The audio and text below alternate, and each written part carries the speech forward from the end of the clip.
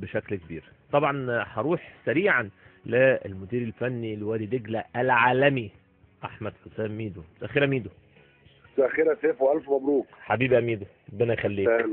تستاهل والله، وان شاء الله من نجاح لنجاح، و2017 تبقى سنه نجاح عليك وعلى فريق العمل بتاعكم باذن الله. يا رب ربنا يخليك، ودايما متألق ودايما متفوق، ومن اجدع الشخصيات الحقيقه اللي قابلتها في حياتي والله. مش انت معايا على التليفون بس، دي حقيقه. وان شاء الله ناجح في كل مجالاتك كده اللي تخش فيها ان شاء الله. ربنا يخليك يا سيف. يعني عايزك برضو هاخدك الاول على وادي دجله. اكيد فتره التوقف دي انت كنت بتستناها بشكل كبير، وكنا كل ما نتكلم بتقول لي انا استلمت الفريق في ظروف صعبه، فنشت في الاخر بشكل كويس سواء في ماتش الكاس او الماتش الاخير، ولكن قلت ان انت مستني فتره التوقف تظبط فيها الفريق. طبعا يا سيف، يعني احنا في حاجات ما كانش ينفع نقولها والماتشات شغاله عشان ما نهزش الفريق نفسيا، ولكن لك ان تتخيل ان فريق وادي دجله الارقام بتاعته الاحصائيات كان في لعيبه الديستنس كفرد او معدلات الجري بتاعتها في الشوط الثاني بتقل اكثر من 50% من نسبه الشوط الاول. 6 أو 7 لعيبه في الملعب. ولو جيت بصيت لنتائج وادي دجله كلها سيف هتلاقي كل الاهداف اللي احنا استقبلناها كلها في الربع ساعه الاخيره. وده كان يعني طبعا بسبب عدم اعداد الفرقه بدنيا في بدايه الموسم بشكل جيد، وده اثر على الفريق بشكل كبير. احنا مستغلين فتره التوقف دي، مستغلينها كويس جدا. عندنا يوم 8 قياسات للعيبه عشان نقف على المستوى البدني وصحه كل لعيب. وبعد كده عاملين معسكرين، الاثنين في العين السخنه. معسكر الاولاني مش هيتخللوا اي مباريات، ده هيبقى معسكر لمده 13 يوم، وبعد كده عندنا يومين اجازه، وبعد كده هنرجع معسكر ثاني لمده 10 ايام يتخللوا 3 مباريات قبل عوده الدوري مره اخرى باذن الله. هل عندك صفقات جديده يا ميدو في يناير ولا ما عندكش مكان؟ والله يا سيف احنا عندنا مكان واحد يعني في القائمه. يعني لسه ما خدناش قرار ايه المكان ده هندعم بيه ازاي. لكن هي صفقه واحده يعني اللي هنتمها. راس حربه ولا حارس مرمى؟ لا مش حارس مرمى، وممكن يبقاش راس حربه. احنا عندنا يعني في يعني تطورات بتحصل. ممكن بشكل كبير ان ديارة لعيب وسط الملعب بتاعنا ان هو يروح ليرسا، لان اداره ليرسا عايزاه هناك في بلجيكا. فممكن فده طبعا لعيب مهم جدا بالنسبه لنا، وكان بيقوم بدور كبير جدا في الدور الاول. فممكن اتجاهنا يكون اكتر للعيب وسط ملعب دفاعي، لان احنا في حاله رحيم ديارة هنبقى محتاجين لعيب نمره 6، يعني لعيب جوه وسط ملعب دفاعي. تعاملت مع وادي دجله بمبدأ، وانا كنت برضو اتكلمت معاك في وقت من الاوقات وقلت لي انا مش عايز احط ضغط على لعيبتي. احنا في منطقه وسطيه في جدول الدوري، وانا متفق مع المهندس ماجد سامي على كده ان انا السنه دي مش هيكون عندي نوع من المنافسه، ومش هتاثر ان انا اهبط. يعني وادي دجله فريق كبير، ولكن كنت انت برضو عندك خلطه غريبه ان انت في عز التصريحات دي ان انت برضو تشد لعيبتك وتزقهم. ازاي تعمل الخلطه دي؟ لا يعني طبعا احنا مش معنى ان انا بقول كده معنى ان انا هبقى داخل ماتشات عايز اخسر. لا، عايز اعمل نتائج ايجابيه في كل الماتشات اللي انا بلعبها، لكن لازم نبقى واقعيين. يعني وادي دجله بدا الموسم بشكل سيء جدا، ومدرب كارترون رحل بعد حوالي 9 اسابيع او 8 اسابيع، وبعد كده حصل تغيير مدرب، وده ممكن ياثر في اي فريق. احنا عندنا استراتيجيه واضحه في وادي دجله لازم الناس تفهمها. احنا اهم حاجه عندنا في وادي دجله سواء ليا او سواء للاداره ورئيس النادي ان احنا نطلع لعيبه صغيره ونطورهم، واللعيبه دي يعني يبقى ليهم قيمه تسويقيه كبيره. احنا النهارده الحمد لله يعني اشرفنا 7 أو 8 لعيبه تحت السن في الفتره اللي انا توليت فيها المسؤوليه. اللعيبه دي هيتم الدفع بيهم في الدور الثاني كله. وعندنا هدف ان احنا يبقى عندنا فريق لعيبه صغيره في السن مطعم ب5 أو 6 لعيبه كبار، اللي اللعيبه الصغيره دول يقدروا ان هم يتعلموا منهم ويقدروا يثبتوا رجليهم عن طريقهم. فهو ده هي دي هويه وادي دجله، من لعيبه من الناشئين وادي دجله ومن اللعيبه الصغيره ومعاهم 5 6 لعيبه كبار. فده هنفضل شغالين عليه في الدور الثاني ان شاء الله عشان نجهز نفسنا بشكل جيد باذن الله للموسم الجديد.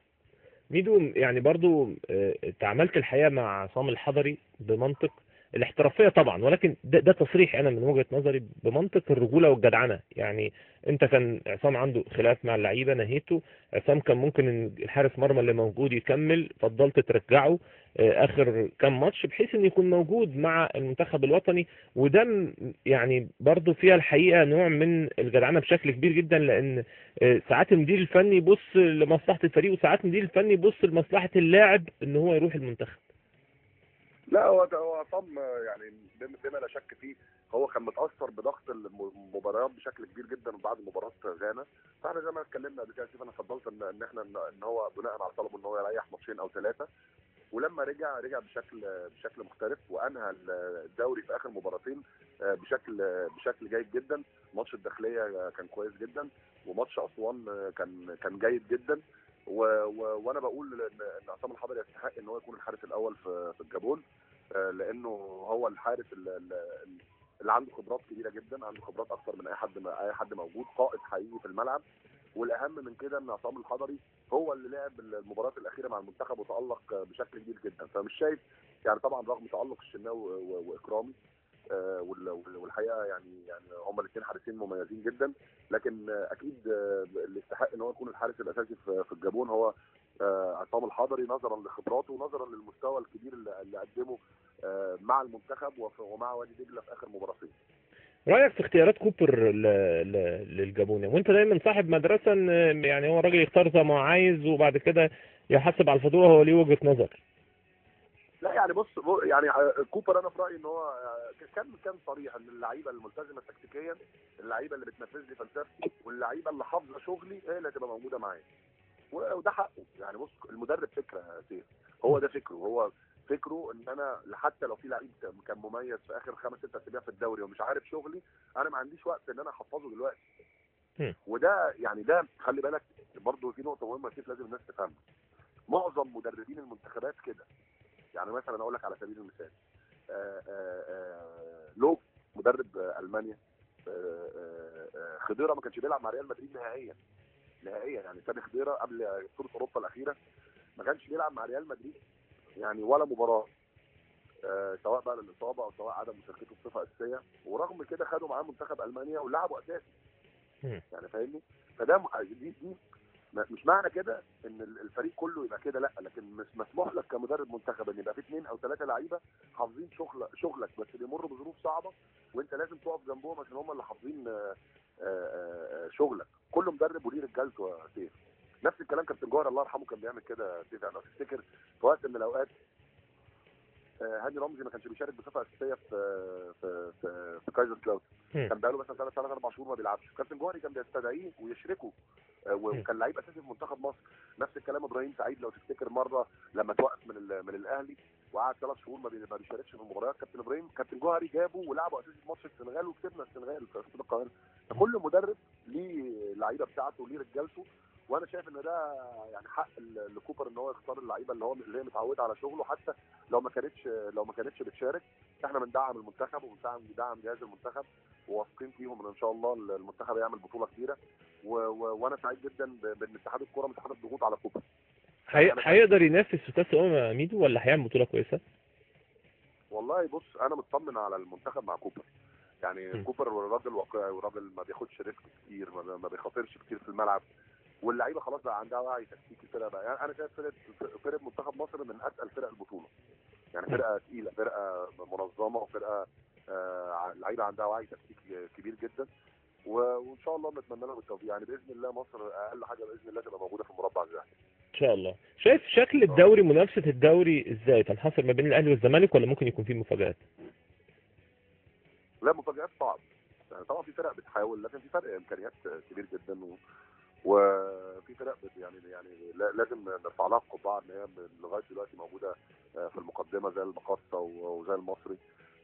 ولكن الزمالك والاهلي يعني الكواليتي بتاع اللعيبه والامكانيات اللي موجوده عند الزمالك والاهلي فروق كبيره جدا. هل الزمالك افضل السنه دي ولا الاهلي؟ لا، هو الاهلي كفريق كوره منظم اكتر. يعني الاهلي انا كنت موجود في ماتش الزمالك والاهلي الاخير، لعبت الزمالك على انديفيدوالي او على المستوى الفردي اعلى، ولكن كفريق منظم الاهلي فريق منظم بشكل اكبر، وده راجع من الاستقرار الفني اللي موجود عند الاهلي. الاهلي معاهم مدرب موجود معاهم بقاله فتره، ومدرب يعني ابتدى يحفظهم بشكل كويس، ابتدى ياخدوا عليه وياخدوا على طريقه لعبه واسلوبه، وده بيفرق مع اللعيبه بشكل كتير. انا في رايي ان ان ان لعيبه الزمالك عندها ارتباك تكتيكي، ودي نقطه ما بتبقاش سهله يعني. ارتباك تكتيكي بسبب تغيير المدربين، وان المدربين بيتغيروا عليهم كتير. كل مدرب بيطلب من اللعيب ادوار مختلفه، وبيطلب يلعب ان هو يلعب باسلوب لعب مختلف، وده عامل للعيبه ارتباك كبير جدا.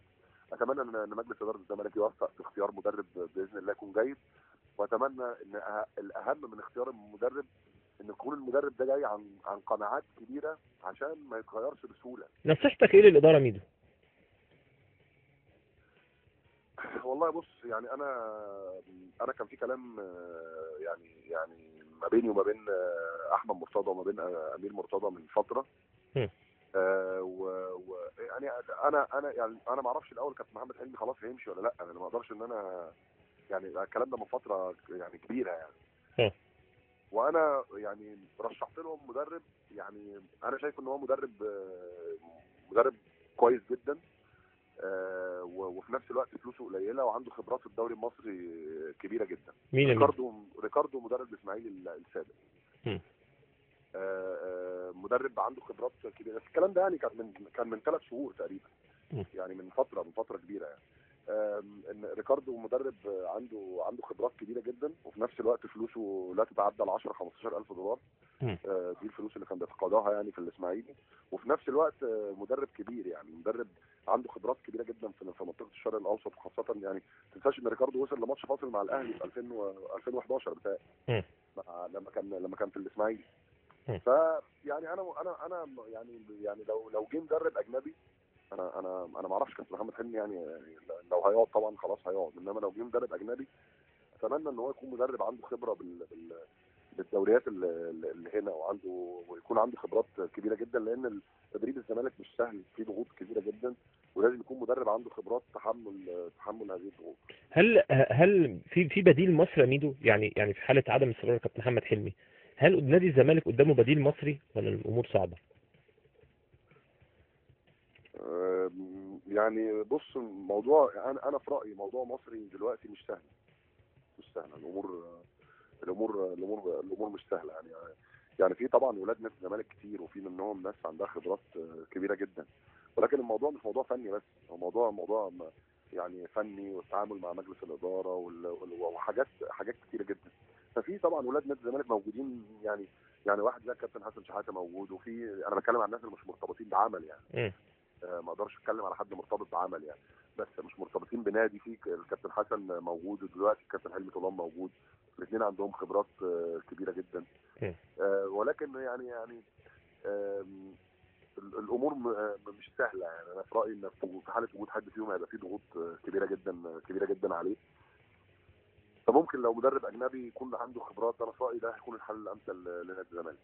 بس هو الناس برضو بتتكلم من وجهة نظر ميدو. انت النهارده لو قدامك النهارده اسامي زي مثلا زي ما انت قلت كابتن حسن شحاته، كابتن حلمي، كابتن طارق يحيى، اسامي كتير يعني من ولاد الزمالك، او اسامي كتير في مجال التدريب، وانت بتروح النهارده بتجيب مثلا مدير فني اجنبي بس انت معكش فلوسه. يعني انا مثلا سمعت كارتيرون ان هو مثلا ممكن يتفاوضوا معاه، انا عارف ان فلوسه كتير جدا والامور هتبقى صعبه ومعقده بشكل كبير، فانت بتطلع برضو بره ما بتجيبش حاجه افضل من اللي عندك. هل الضغوط تخليك تروح لكده؟ والله بص يا سيف، هي يعني اصل يعني انت خلاص وصلت لمرحله، انا في رايي ان المدرب الاجنبي هو الحل الامثل بالنسبه لك. النهارده يعني اي مدرب مصري موجود في الظروف اللي بيمر بيها نادي الزمالك، والفرقه فرق بينها وبين الاهلي 5 نقط، ولسه في ماتشين مؤجلين، وكل الكلام ده كله ده هيحط ضغوط عليه كبيره جدا. ففي ميزه في المدرب الاجنبي ان هو ممكن راجل يجي يشتغل من غير ضغوط، يشتغل يبقى يعني ما يكونش في دماغه المنافسه قوي، على قد ما يكون في دماغه ان هو يظبط الفريق للسنه الجايه والمشاركه بشكل جيد في افريقيا. فيعني سواء كده او كده، لكن انا عن نفسي بقول يعني ان الحل الامثل لنادي الزمالك دلوقتي هو مدرب اجنبي يكون فلوسه قليله، يكون عنده خبرات وفلوسه قليله. وانا ضربت مثل بريكاردو يعني لان ريكاردو يعني يعتبر هو اللي فيه المواصفات اللي انا قلتها لك دي كلها، رغم ان هو مش من الاسماء المطروحه نهائيا يعني. ايه الفرق بين احمد حسام ميدو وهو واقف على الخط بره مع نادي الزمالك، واحمد حسام ميدو وهو واقف على الخط بره مع وادي دجله؟ لا فرق كبير يعني. الزمالك نادي مختلف يعني، الزمالك او الاسماعيلي يعني. العمل في الانديه الجماهيريه كيف مختلف عن العمل في انديه زي وادي دجله او امبي او سموحه، مختلف تماما. والحقيقه يعني عشان ابقى صريح معاك، انا سعيد جدا بعملي في وادي دجله، مستقر بشكل كبير وفي استقرار كبير جدا. بتلقى دعم غير عادي من مجلس اداره النادي ومن ماجد سامي. وحتى في الوقت اللي كان في دروب حصل في ماتشين بتوع مقاولين وطنطا، الناس يعني كانت بتدعمني بشكل كبير جدا، وهو ده طبعا ده اللي بيتمناه اي مدرب. وانا سعيد جدا، وبتمنى ان انا افضل اطول فتره ممكنه مع نادي وادي دجله باذن الله. وانت مدير فني لوادي دجله في الدوري المصري، شايف الاستوديوهات التحليليه ازاي؟ بتفيدك ولا بتستغرب ولا بتضحك عليها؟ لا في طبعا محللين كويسين جدا، وفي شباب طالعين كويسين جدا بيحللوا بشكل جيد جدا. وفي ناس يعني بتحلل يعني بيتكلموا كلام بعيد عن كرة القدم الحديثة، ملوش أي علاقة بكرة القدم الحديثة. يعني أنا بقول إن كل واحد ليه سوقه، يعني كل محلل ليه الناس اللي بتحبه وليه الناس اللي بتحب تسمع له. لكن يعني أنا ببقى سعيد جدا لما بيطلع شباب صغيرة مثقفين وعندهم تكتيكال اويرنس ووعي تكتيكي، يقدروا يتكلموا متابعين الكوره في اوروبا، ويقدروا ان هم ينقلوا ثقافتهم دي للناس عندنا. فببقى سعيد بيهم جدا. لكن في نفس الوقت في اسماء كبيره بتحلل، رغم ان هم اسماء كبيره، لكن كلامهم في الكوره بعيد تماما عن افكار المدربين اللي شغاله. انا عايز اقول لك يا سيف ان النهارده ازمه الدولار، وهرجع تاني لنقطه المدربين لان دي نقطه مهمه جدا. ازمه الدولار النهارده بينت للناس ان قد ايه المدرب المصري مميز. ازمه الدولار لما حصلت والانديه اضطرت ان هي تتعاقد مع مدربين مصريين، النهارده المدربين المصريين افكارهم وشخصيتهم والافكار اللي هم بيقدموها في المباريات وشكل فرقهم، انا اراهن لو جه اي مدير فني اجنبي من الاسماء اللي احنا كنا بنشوفها ان هي بتيجي مصر، يعني الاسماء يعني اللي مش عايز اقول ضعيفه، لكن اسماء يعني ما عندهاش خبرات زي ما احنا متخيلين، ان هم يقدروا يقدموا نفس المستوى ده. يعني النهارده في مدربين بتقدم مستوى جيد جدا. فانا بتمنى ان يحصل دعم للمدرب المصري بشكل كبير يعني. طبعا مش عايز يعني ما بتكلمش عن موضوع الزمالك في سبيشال كيس او قضيه ثانيه يعني، ولكن بشكل عام مشكله الدولار افرزت او بينت مدربين جيدين جدا جدا. يعني النهارده في مدربين مصريين على مستوى عالي جدا، والمدربين بيقدموا افكار مميزه جدا. يعني مش عايز اقول اسماء يعني عشان ما انساش حد، بس في مدربين مميزين جدا.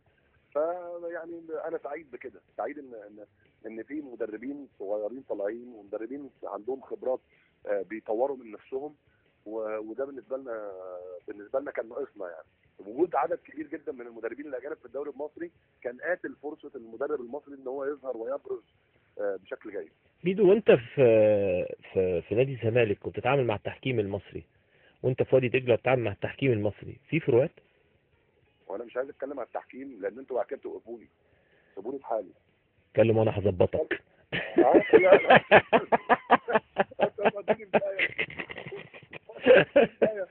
طب بقول لك ايه، انا اسف يا عالمي، فعلا صح. انت عندك حق، لان للاسف انا مش هعرف اظبطك. مش هعرف اظبطك.